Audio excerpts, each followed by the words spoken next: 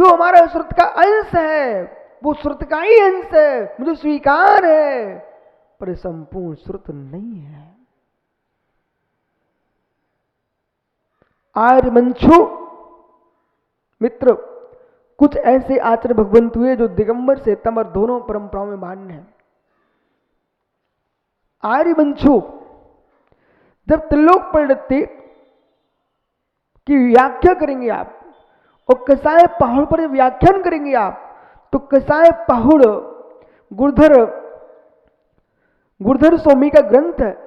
उस गुरुधर स्वामी के ग्रंथ पर यति भ्रष्टाचार्य ने चूड़ी सूत्र लिखे हुए हैं। उस चूड़ी सूत्र जो लिखे गए हुए हैं वहां नाम हस्ती आर्यवंशु दो आचार्यों का नाम आता है। मैं ये थोड़ा कठिन होने दो, ये शब्द तुम्हारे कान में आज पढ़ते रहेंगे ना तो कभी कभी आपको मालूम चलेगा कि हमारे यहाँ श्रुत की रक्षा के लिए हमारे आचार्यों ने कितना पुरुषार्थ किया है। एक सज्जन आए मेरे पास अशोकनगर में, बुंदेल मध्य प्रदेश में, उन्होंने 3 प्रदक्षिणा लगाई मेरी। वो 3 प्रदक्षिणा लगा करके उन्होंने कहा, स्वामी आपका प्रभाव बढ़ता जा रहा है, आप कोई तीर्थ क्षेत्र को गोद में ले लो। मैंने कहा तो बिल्कुल ठीक कह रहा है। हमने शुभ्र सागर से कहा, भाई एक सज्जन आज आए थे, उनने ऐसा जो कुछ मैं इन लोगों से बोल देता हूँ, बोल करके फिर ही तो मैंने उस भाई से कहा, मित्र बिना तीर्थ गोद लिए कल्याण न मेरा कभी हुआ न हो सकता है। तीर्थ तो मुझे गोद लेना ही पड़ेगा, पर मैं ले चुका हूं।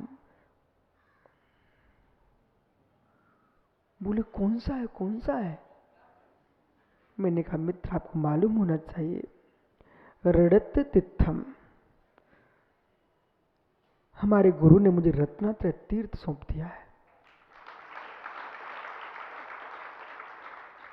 जितने विश्व की धरातल पर तीर्थ बने हैं वे ईंट चूनों से नहीं बने हैं। रत्ना जे गुरु चरण ध्यान धरे जग में तीर्थ हो।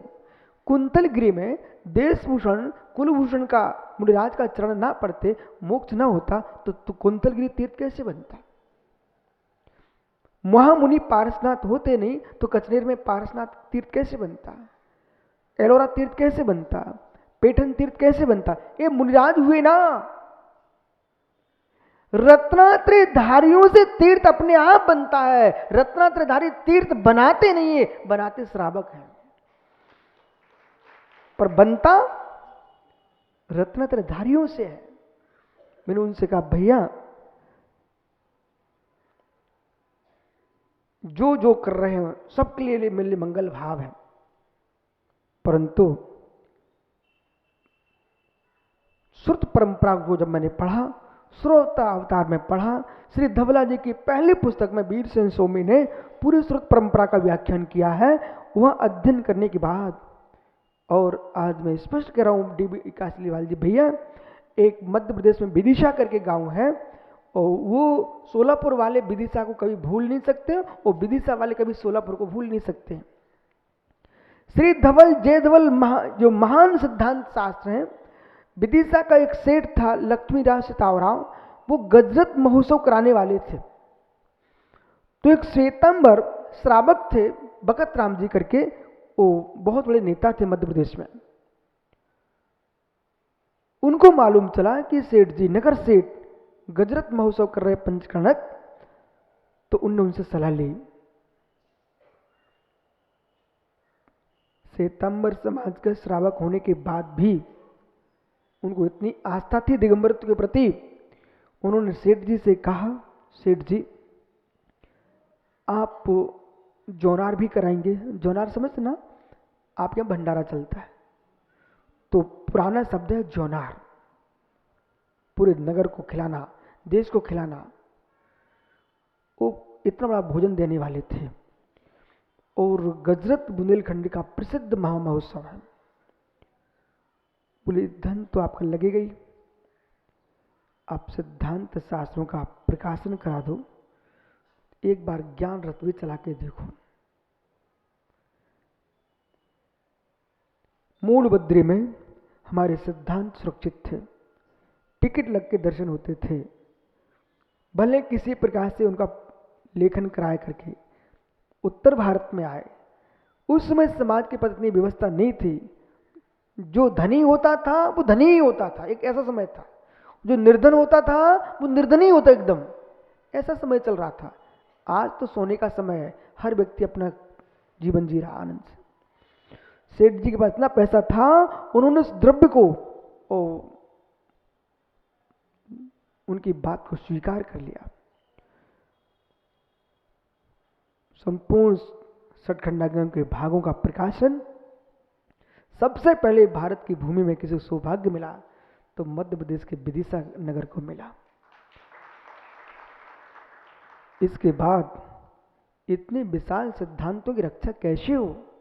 जब जब मैं दक्षिण भारत की ओर आंख उठाता हूं ना तो गदगद होता हूं, उत्तर भारत को देख करके मुस्कुराता हूं, मध्य भारत को देख करके बिल्कुल आनंद में हो जाता हूं। अब विषय पकड़ना महाराज कैसा?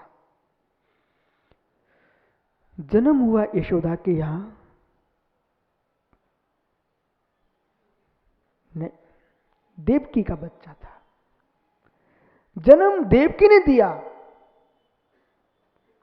परंतु पालन यशोदा ने किया।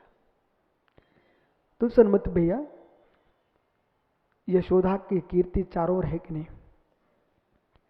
देवकी का नाम आता है बेटा कृष्ण, देवकी का लाल है, लेकिन सबसे ज्यादा आनंद किसने लूटा? यशोदा ने लूटा।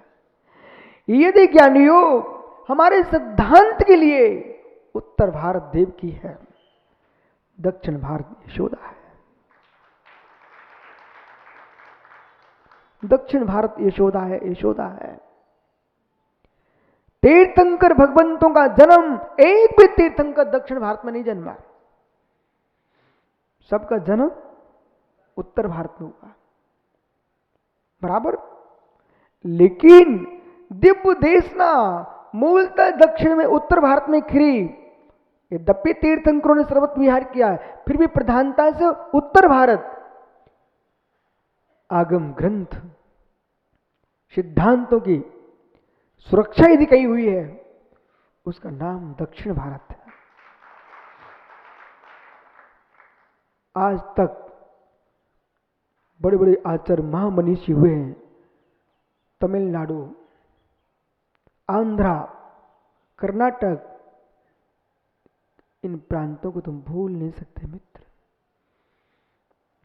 बड़े बड़े धुरंधर आचार प्रदान किए और इन आचार्यों ने हमारे श्रुत की रक्षा की है। मध्य भारत और महाराष्ट्र ये मुनियों के बिहार क्षेत्र हैं। कहीं भी पानी गिरे भरेगा वहां जहां गहराई होगी। इसलिए उत्तर भारत, उत्तर और उत्तर में चले जाओगे आप, वहां तीर्थंकर की दिव्यदेशना खिरी। दक्षिण भारत में आचार्यों ने जन्म लिए, ग्रंथ लिखे, पर मित्र रुके कहीं हैं। आचार्य शांति सागर महाराज जी उत्तर भारत में नहीं जाते तो मित्र इनको कोई पहचानने वाला नहीं था।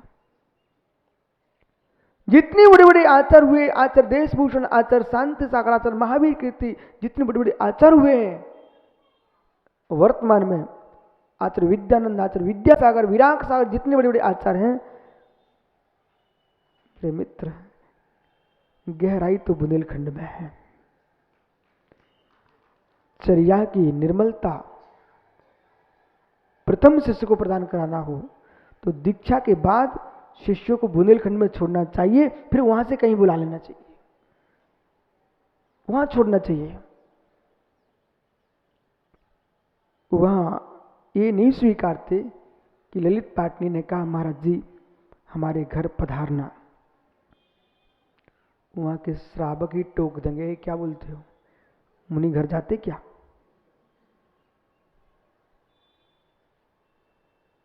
वो तुरंत टोकते हैं, बोले नहीं। एक महाराज जी दिल्ली से आए तो बोले किसी घर में चौका था, बोले वहीं शुद्धि कर लेंगे, वहीं से उठ जाएंगे। वो श्रावक ने टोक दिया, बोले यहां नहीं चलता ये। ओहो, मतलब इस बात को आप लोग बुरा मानते क्या? मैं इसे बुरा नहीं मानता हूँ। उस श्रावक ने ठीक किया कि एक दिन की मृदुलता भविष्य में बड़ी पीड़ा बन जाती। फिर मंदिर सूने पड़े रहते। इतनी बड़ी शांतिनाथ भगवान राजा मंदिर में विराजमान है, उनके सामने से विधि न ली जाती, धर्मशाला से विधि ली जाती। मित्र, भगवान तो हैं।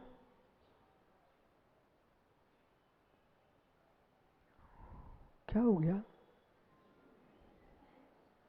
कुछ हो गया क्या? कष्ट सहन कर लेना, पर शासन को कष्ट में नहीं डालना।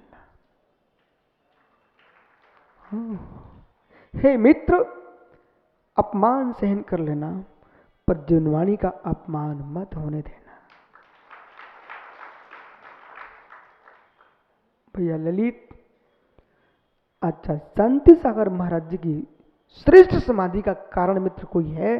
कोई है, इसे मैं समझता हूं, और मैं उस जीव से इतना प्रभावित हूं कि किसी से प्रभावित होने का नाम लेना नहीं है। नाम तो रोटी के लिए भी ले सकते हैं। प्रभावित का अर्थ है परिणामों के भीतर बिठाना।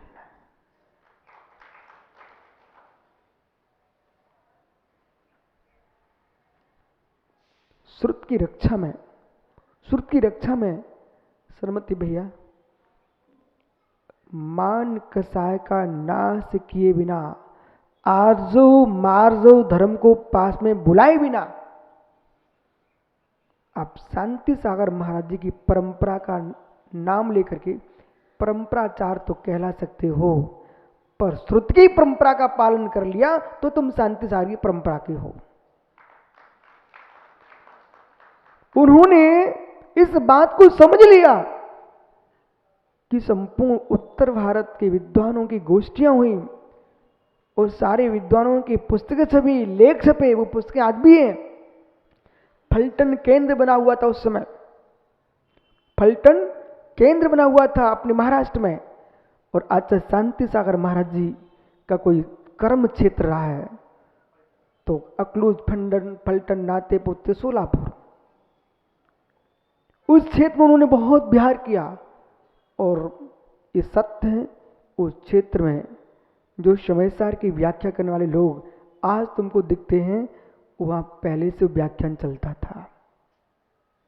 ये कोई नहीं कह सकता कि समय सार इनके पहले खुला नहीं था। मित्र, पूरे देश में ऐसे स्थान विशेष थे जहां समय सार का भाषण होता था। शांति सागर महाराज जी ने वही विहार किया जहाँ श्रुत बढ़े, चारित्र बढ़े, वहाँ साधु को विहार करना चाहिए। पर वहाँ भी करना चाहिए जहाँ श्रुत नहीं है और यानी संयम लोग नहीं समझते हैं। ये तुम विहार नहीं करोगे तो लोग सीखेंगे कैसे?